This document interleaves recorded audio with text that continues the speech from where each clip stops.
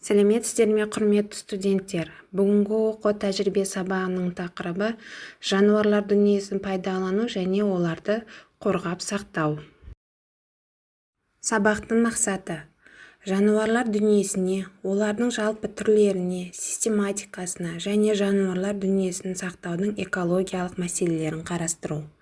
Күтілетін нәтиже: жануарлар дүниесін дұрыс пайдалануға, жануарлар дүниесін сақтаудың экологиялық мәселелерін қарастыруға дағдылау.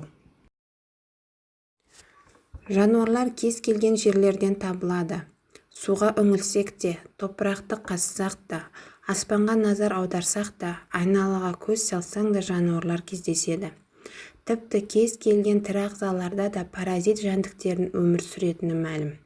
Қазір ғаламшарымызда 1,5 миллионнан астам жануардың түрі бар деп есептеледі. Қаншама жануарлар түрі жер бетінен жойылып бітті. Ғаламшарымызда жануарлардың түрлері өсімдіктерге қарағанда әлде қайда көп. Олар сал алуандығымен ерекшеленеді. Соншама жануарларды бірінен бірін ажырату қиын. Сондықтан оларды топқа бөліп жіктеп, бір жүйеге келтіру қажет. Жүйелеу дегеніміз ғаламшарда жойылып кеткен және қазіргі кезде кездесетін барлық жануарды белгілі тәртіпке сәйкестендіріп ретке келтіру. Жүйелеу тобындағы реттелуді ескеріп, бүкіл жануарларды ерекшеліктеріне сәйкес топтастыру жіктеу деп аталады. Жіктеу кезінде жануарларды бірінен бірін ажырату да олардың құрылысы, тіршілік етуі, мекен орны негізге алынады. Бұрынғы геологиялық кезеңдерде жойылып кеткен және жер ғаламшарында қазіргі кезде мекендейтін жануарлардың барлығы бір топқа жануарлар дүниесіне біріктіріледі. Жануарлар дүниесінің екі тармағы бар: бір жасушалы жануарлар және көп жасушалы жануарлар. Бір жасушалы жануарлардың денесі негізінен бір ғана жасушадан тұрады. Сондықтан олар қарапайым жәндіктер деп аталады. Көп жасушалы жануарлар ағзасында жасушалар көп болады. Олар әртүрлі қызмет атқарады. Карл Линней жүйелік топқа жіктеу кезінде түрді негізгі бірлік етіп, мынадай қысқа сызба нұсқа қалыптастырды: түр, туыс, тұқымдас, отряд, класс, тип, жануарлар дүниесі. Жануарлар дүниесін пайдалану. Жануарлар дүниесін мемлекеттік орман қорының аумағында және ерекше қорғалатын табиғи аумақтарда пайдалану Қазақстан Республикасының орман заңдары мен Қазақстан Республикасының ерекше қорғалатын табиғи аумақтар туралы заңдарының талаптары ескеріле отырып жүзеге асырылады.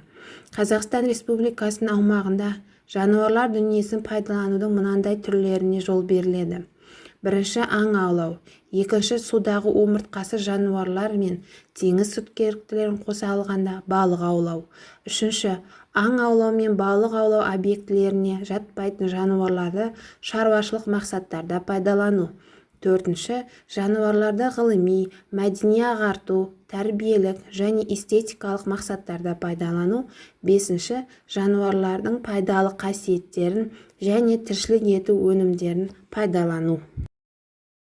Жануарлар дүниесін қорғау, өсімін молайту және пайдалану туралы Қазақстан Республикасының 2004 жылғы 9 шілдедегі номері 593 заңының 3 тарауының 12 бабына тоқталайық. Яғни 3 тарау жануарлар дүниесін қорғау, 12 бап жануарлар дүниесін қорғау жөніндегі негізгі талаптар.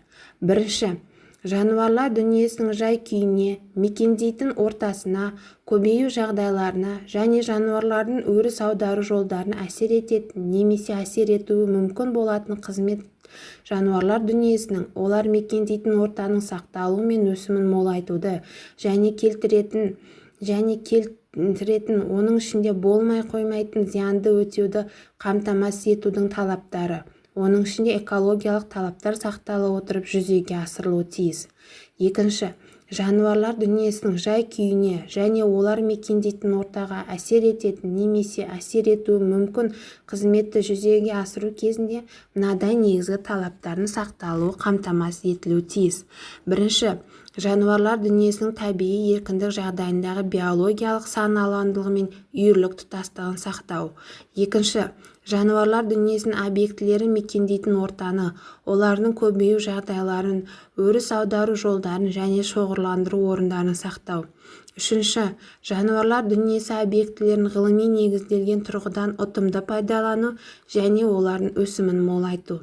Төртінші, табиғаттағы биологиялық тепе-теңдікті сақтау мақсатында жануарлар дүниесі объектілер санын реттеу.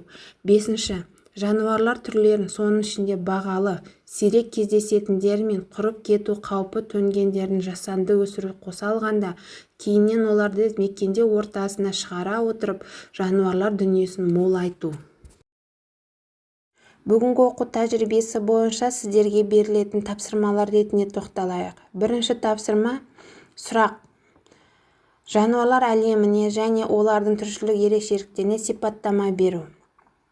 Ерекше қорғауға алынған жануарлар түрлеріне тоқталып, олардың қазіргі жағдайын сипаттау. Қазақстанда сирек кездесетін және жойылып бара жатқан жануарлардың түрлері және олардың түрлерін көбейтудің әртүрлі жолдарын қарастыру. Жануарлар дүниесін пайдаланудың тәртібі және оларды пайдалануда қойылатын жалпы ережелерге талдау жасау. Келесі екінші тапсырма.